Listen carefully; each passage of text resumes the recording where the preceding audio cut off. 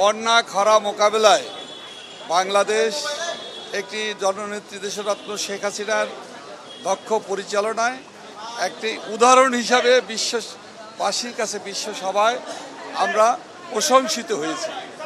আজকের এই দুর্যোগ ব্যবস্থাপনা ভবন এখানে পাহাড়ে, গভীর সমুদ্রে, জঙ্গলে এবং সমতল ভূমিতে যারা বসবাস করে সবারই খোঁজ খবর রাখার মতো প্রযুক্তিগতভাবে আধুনিক বিজ্ঞানসম্মত উপায়ে এই সমস্ত কিছুকে কয়েকটি মন্ত্রণালয় সমন্বিতভাবে কাজ করা হয় এই দুর্যোগ ব্যবস্থাপনা ভবনে। আজকে সেই সকল ডিভাইসগুলো, ডিজিটাল ডিভাইসগুলো, স্ক্রিনগুলো, মনিটরগুলোকে জ্বালিয়ে পুড়িয়ে ধ্বংস করে দেওয়া হয়েছে।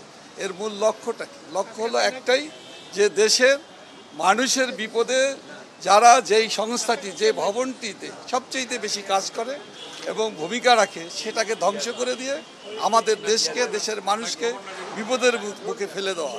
এরা সন্ত্রাসী, এরা দানবীয় শক্তি, এরা বাংলাদেশের মানুষের কল্যাণ, মঙ্গল এবং স্থায়িত্ব এরা দেখতে চায় না। এই অশুভ শক্তিকে সমন্বিতভাবে সমগ্র দেশের মানুষকে, সবাইকে মিলে সম্মিলিতভাবে স্বাধীনতার সপক্ষের শক্তিকে ঐক্যবদ্ধভাবে এদেরকে মোকাবেলা করতে হবে।